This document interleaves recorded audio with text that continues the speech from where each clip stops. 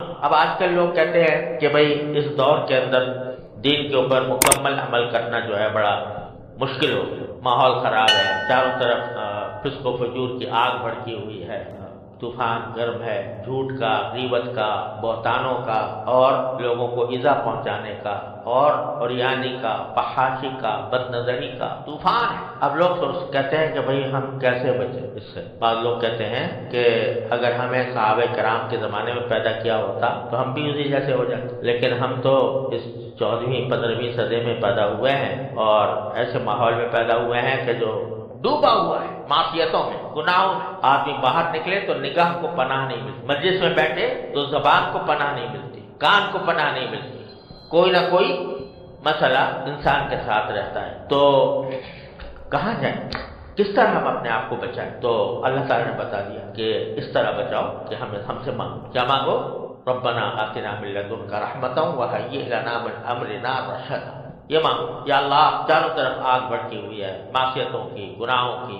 ہمارے ہم شیطان اور نفس کے ہم غلام بنے ہوئے ہیں، اس وجہ سے ہم پر چھا گیا ہے، ہم پر مسلط ہو گیا ہے۔ اے اللہ آپ ہمیں اس مصیبت سے نکال دیجئے، اور آتنا من لدنک رحمتا وہیئ لنا من امرنا رشدا۔ پھر دیکھو کیا ہوتا۔ ہمارے حضرت بالا فرمایا کرتے تھے کہ یوں سمجھو کہ حشر کا میدان ہے اور اللہ تبارک و تعالیٰ کی بارگاہ میں کھڑے، اور وہاں اعمال بد کا بلندہ ہمارے سامنے ہے، کیا کچھ کیا۔ تو جب بات پرس ہوئی تو آپ نے یہ کہہ دیا جواب میں کہ اللہ میاں آپ نے تو ہمیں اگر صحابہ کے زمانے میں پیدا کیا ہوتا تو ہم بھی ویسے ہی بن جاتے، لیکن ہمیں تو آپ نے ایسے زمانے میں پیدا کیا کہ چاروں طرف آگ بھڑکی ہوئی تھی اور چاروں طرف معصیتوں کا سیلاب تھا، گناہوں کا سیلاب تھا، حرام کا سیلاب، جہاں جاؤ رشوت کا بازار گرم تھا، کاروبار کرو قدم قدم پر رشوتوں کے مطالبے تھے، اور باہر نکلیں تو ہمارے آنکھوں کو پناہ نہیں ملتی تھی، اور خود ہمارے گھروں کے اندر جو ہے وہ عریانی اور فحاشی کا ایک بڑا سیلاب خود ہمارے ہاتھوں میں موجود تھا۔ تو ایسے میں ہم کیا کریں؟ آپ نے پیدا ہی ایسے وقت میں کیا تھا؟ بظاہر تو تم نے جواب ایسا دے دیا کہ جو ہے اس کو سمجھنا چاہیے، لیکن اگر باری تعالیٰ اس کے جواب میں یہ پوچھ لے کہ ٹھیک ہے ہم نے پیدا کیا تھا تمہیں ایسے ماحول کے اندر، ظلمتوں کا ماحول تھا، معصیتوں کا ماحول تھا، لیکن کیا کبھی ہم سے مانگا تم نے؟ کیا تم نے کبھی ہم سے مانگا کہ یا اللہ یہ چاروں طرف یہ آگ بھڑکی ہوئی ہے، اسے ہمیں نکال دیجیے؟ تم سے گناہ اگر چھوٹ نہیں رہا تھا تو ہم سے مانگتے نا کہ اللہ چھوٹ نہیں رہا، چھڑوا دیجیے، اور عزم کے ساتھ مانگتے کہ یہ چھڑوا دیجیے اور ہمیں اپنا تابع فرمان بنا لیجیے، ہمیں اتباع سنت کی توفیق عطا فرمائیے۔ یہ مانگتے نا ہم سے، مانگا کہ اگر مانگا تو بے شک تمہارا عذر جو ہے وہ ٹھیک ہے کہ ہم نے تو آپ سے مانگا بھی تھا، آپ نے دیا ہی، لیکن ہم سے مانگا کب؟ اگر مانگتے اور اگر ہم نہ بھی دیتے تو تمہارے لیے ایک عذر تھا، تمہیں پھر بھی ہم جنت میں داخل کریں، لیکن جب تم نے ہم سے مانگا ہی نہیں، جبکہ ہم بار بار کہہ رہے تھے کہ ان اللہ علی کل شیء قدیر، ان اللہ علی کل شیء قدیر، کوئی چیز ہم سے بعید نہیں تھی، کوئی چیز ہم سے عجیب نہیں تھی، اور پھر بھی تم نے ہم سے نہیں مانگا، تو بتاؤ اس کا کیا جواب ہے؟ تو اس سے معلوم ہوا کہ آدمی اگر کوئی گناہ چھوڑ نہیں پا رہا ہے، اپنے آپ کو مجبور سمجھ رہا ہے، مجبور حقیقت نہیں ہوتا لیکن نفس اس کو مجبور قرار دیتا ہے، تو کم از کم اللہ تبارک و تعالیٰ سے یہ مانگتا تو رہے کہ ربنا آتنا من لدنک رحمتا وہیئ لنا من امرنا رشدا۔ یہ تو ورد زبان ہونا چاہیے، یہ تو قدم قدم پر آدمی کو مانگنا چاہیے کہ مجھے راستہ دے دیجیے، خود نکال دیجیے کوئی راستہ اپنے پاس سے نکالے۔ تو اگر کوئی بندہ یہ کرے تو کم از کم وہ ایسا ہوگا کہ اس کو اپنے کیے پر ندامت بھی ہو رہی ہے، شرمندگی بھی ہو رہی ہے، چھوڑنا بھی چاہ رہا ہے، لیکن وہ مبتلا ہے، تو اللہ تبارک و تعالیٰ کی بارگاہ میں حاضر ہو کر کم از کم اپنا عذر تو پیش کر رہا ہے، اور اس کی برکت سے یقیناً، اس میں کوئی شبہ کی بات نہیں کہ یقیناً اس کو راستہ ملے گا۔ بعض اوقات کچھ دیر لگ جاتی ہے، 350 سال لگ گئے، 309 سال، لیکن بعض اوقات کچھ دیر لگ جاتی ہے، لیکن ملتا ضرور ہے اگر کوئی مانگنے والا۔ تو یہ ایک عجیب درس ہے جو قرآن کریم اس میں دے رہا ہے کہ خدا کے بندو مجھ سے مانگا کر، مانگنا بڑی عجیب، اور اللہ تعالیٰ نے یہ ایسا رکھا ہے۔ قرآن شریف اگر پڑھو تو یہ شرط ہے کہ بھئی وضو کے ساتھ ہاتھ لگاؤ، بغیر وضو کے قرآن شریف کو ہاتھ نہیں لگا سکتے، جنابت کی حالت میں پڑھ بھی نہیں سکتے، اگر حالت جنابت ہے یا عورتیں اپنی خاص حیض کی حالت میں ہیں تو تلاوت نہیں کر سکتے قرآن کریم، لیکن دعا ایسی چیز ہے اس کے لیے کوئی شرط نہیں، نہ وضو شرط، نہ طہارت صغرا شرط، نہ طہارت کبرا شرط، نہ کوئی ایسی بات کہ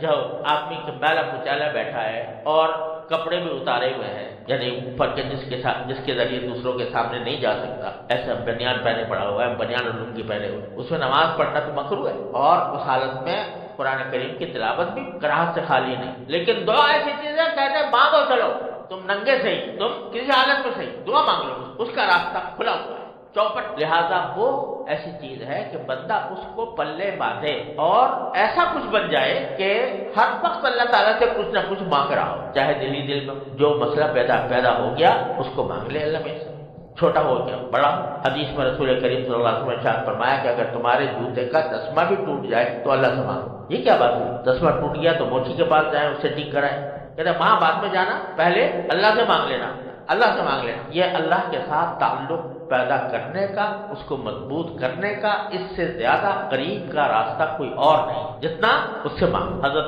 ثانوی رحمۃ اللہ علیہ فرماتے ہیں کہ کم از کم ایسے تو ہو جاؤ کہ جیسے ایک بچہ ہوتا ہے، وہ اس کے لیے جو کچھ ہے کائنات اس کی ماں ہے، تو جہاں کوئی مسئلہ پیش آیا فوراً امی کے پکارے گا۔ کوئی باہر کھیل رہا ہے اور کسی بچے نے ستا دیا تو وہیں سے وہاں امی کر کے پکارے گا، حالانکہ پتا ہے کہ وہاں امی ہے نہیں بیچاری، وہ گھر میں کہیں مصروف ہے، لیکن پکارے گا امی۔ تو حضرت فرماتے ہیں کم از کم ایسے تو بن جاؤ جیسے ایک بچہ اپنے ماں کے ساتھ تعلق رکھتا ہے کہ جو کوئی مسئلہ پیش آئے، چھوٹا ہو یا بڑا ہو، وہ اس سے اللہ تعالیٰ سے مانگنے کی عادت ڈال، کہ ہر وقت کچھ نہ کچھ اللہ تعالیٰ سے مانگنا۔ اور خاص طور پر بہت سے کام ایسے ہوتے ہیں گناہ کے کہ اچھا خاصا نمازی آدمی ہے، روزے دار ہے، متشرع ہے اور نماز باجماعت کا پابند ہے، سبھی کچھ ہے، لیکن کسی ایک خفیہ گناہ میں اس طرح مبتلا ہے کہ اس سے راہی نہیں ہو رہی، جانتا ہے کہ گناہ کر رہا اور پھر بھی وہ گناہ میں مبتلا ہے، چھوٹتا نہیں۔ کیا کرے؟ کم سے کم اتنا تو کرے کہ یہ مانگے ربنا آتنا من لدنک رحمۃ وہیئ لنا من امرنا رشدا، یا اللہ مجھ سے چھڑوا، یا اللہ میں ہمارے فرمایا کرتے ہیں اللہ میں سے اس طرح باتیں کیا کرو، یا اللہ یا تو چھڑوا دیجئے ورنہ میری پکڑ نہیں، میں نے آپ کے حوالے کر دیا اپنے، یا چھڑوا دیجئے یا میری پکڑ نہیں۔ تو یہ جب بندہ اتنا ربط پیدا کر لیتا ہے، تو جب باری تعالیٰ یہ دیکھتے ہیں کہ یہ بندہ بیچارہ تھا تو یعنی اپنی حد تک کوشش کر رہا تھا، لیکن نفس اس کے اوپر غالب آ گیا تھا، شیطان اس پر غالب آ گیا تھا، اس نے جو ہے اس کو مجبور کر رکھا تھا، لیکن ساتھ ہی ہمارے سے لگاؤ ضرور تھا، ہم سے تعلق تھا، ہم سے مانگتا تھا، تو اس کو محروم نہیں فرمائے۔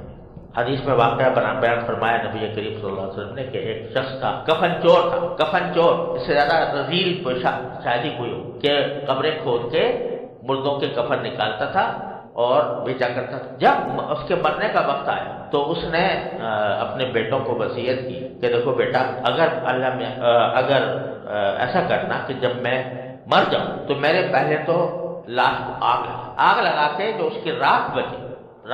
اس راکھ کو ذرا محفوظ رکھنا، یہاں تک کہ کوئی ایسا وقت آئے جس میں آندھی چل رہی ہو، بہت تیز ہوا چل رہی ہو، اس وقت لے جا کے میری اس راکھ کو سمندر کے پاس اڑا دینا کہ اس کے ذرے سارے دریا میں سمندر میں بکھر۔ کیوں بکھا دیا؟ کیونکہ اگر اللہ میں نے مجھے کہیں پکڑ لیا تو میرا کچھ ٹھکانا نہیں، اگر اللہ میاں کا بس چل گیا مجھ پر تو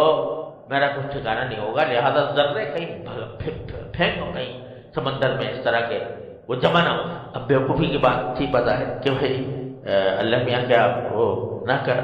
جمع نہیں کر سکتے اس کے ذرات، تو بظاہر تو ایک اگر دیکھا جائے تو کچھ کفر کی سی بات لگتی کہ آدمی یہ سوچے کہ اللہ میاں کو اگر اس طرح کر دوں گا تو اللہ میاں مجھے پکڑ نہیں سکے۔ جب اللہ تعالیٰ کی حاضری ہوئی تو پوچھا کہ تم نے یہ کیا حرکت کی، کیا وصیت کی؟ تو کہتا خشیت کا یا اللہ آپ کے ڈر سے۔ تو باری تعالیٰ فرمائیں گے اس کے دل میں میری خشیت تھی، معاف فرمانے جا تجھے معاف کی، لیکن کیوں؟ اس لیے کہ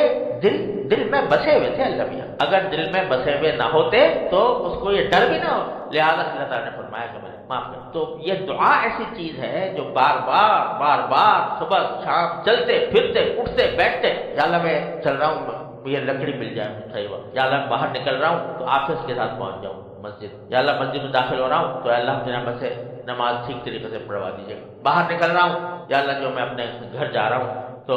سب کو عافیت سے پاؤں، کوئی کسی کو پریشانی میں نہ دیکھ، اگر گاڑی میں بیٹھے ہو تو یا اللہ مجھے منزل تک عافیت کے ساتھ پہنچا دیجیے، ٹریفک بند ہو گئی یا اللہ کھول، ٹریفک جام ہے یا اللہ کھول۔ یہ جو رٹ لگائے نا بندہ دعاؤں کی، جتنا رٹ لگائے گا اتنا ہی اللہ تعالیٰ کے ساتھ تعلق مضبوط ہوگا، اور یہ تعلق کا مضبوط ہونا ہی سب سے بڑی خبر۔ تو بھائی جب بھی کہیں مشکل میں گھرو، چاہے وہ مشکل دنیاوی ہو یا دینی ہو، اس آیت کو اور اس دعا کو حرز جان ربنا آتنا من لدنک رحمۃ وہیئ لنا من امرنا رشد، اس لیے بتایا یہ قصہ سارا اللہ تبارک و تعالیٰ۔ اللہ تعالیٰ اپنے فضل و کرم سے ہمیں توفیق عطا فرمائے۔ مانگتے رہیں کہ منگتے بن جاؤ اللہ تعالیٰ، ہر وقت کچھ نہ کچھ مانگتے رہو۔ پھر دیکھو کیا ہوتا ہے، ہو نہیں سکتا کہ پھر اللہ تعالیٰ ایسے آدمی کو مردود کر، ایسے آدمی کو جہنم کا ایندھن بنائے جو ہر وقت اللہ تبارک و تعالیٰ سے رابطہ رکھے ہوئے ہے، ہر وقت اس سے تعلق رکھے ہوئے ہے، ہر وقت اس سے جو ہے ہر وقت اس سے باتیں کر رہا ہے، تو انشاءاللہ کبھی اللہ تعالیٰ مایوس نہیں کرے۔ اللہ تبارک و تعالیٰ ہم سب کو اس کی توفیق عطا فرمائے۔